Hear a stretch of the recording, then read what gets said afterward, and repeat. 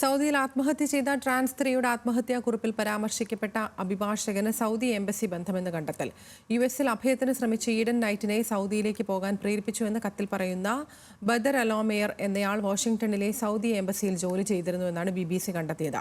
പുരുഷനിൽ നിന്ന് സ്ത്രീയായി ലിംഗമാറ്റത്തിന് ശ്രമിച്ച ഈഡൻ നൈറ്റിനെ തിരികെ പുരുഷനാക്കാൻ സൗദി ഭരണകൂടവും കുടുംബവും നിർബന്ധിച്ചതിനെ തുടർന്ന് 2023 മാർച്ചിലാണ് ആത്മഹത്യ ചെയ്തത്.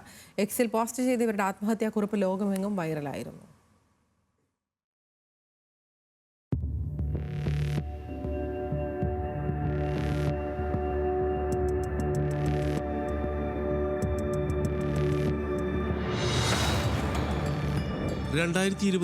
മാർച്ച് 12 ഈഡൻ നൈറ്റ് എന്ന സൗദി ട്രാൻസ് വുമൺ ആത്മഹത്യ ചെയ്തത്. അവർ എക്സിൽ പോസ്റ്റ് ചെയ്ത ആത്മഹത്യാക്കുറിപ്പ് 30 മില്യണിലധികം ആളുകളാണ് വായിച്ചത്.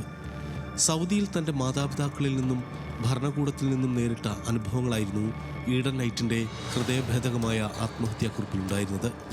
സൗദി സെൻട്രൽ ബാങ്കിലെ ഡെപ്യൂട്ടി ഗവർണറും അന്താരാഷ്ട്ര നാണയനിധിയിലെ ഉദ്യോഗസ്ഥനുമൊക്കെയായിരുന്ന ഫഹദ് അൽ ഷത്രിയാണ് ഈഡൻ്റെ പിതാവ്.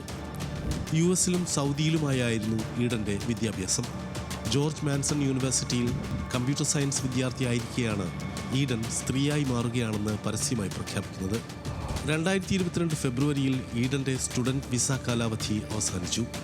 സ്വവർഗാനുരാഗത്തിനും ട്രാൻസ്ജെൻഡറുകൾക്കുമെതിരെ കടുത്ത നിയമങ്ങൾ നിലനിൽക്കുന്ന സൗദിയിൽ തിരികെ പോകുന്നത് ആലോചിക്കാനാവാത്തതുകൊണ്ട് യുഎസിൽ രാഷ്ട്രീയ അഭയം തേടാൻ ഈഡൻ തീരുമാനിച്ചു.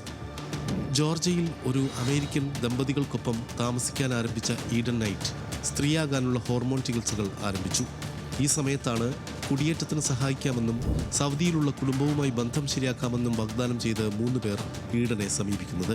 ഇവരുടെ ക്ഷണപ്രകാരം വാഷിംഗ്ടണിലേക്ക് പോയ ഈഡനെ ഇവർ ഭീഷണിപ്പെടുത്താൻ ആരംഭിച്ചു.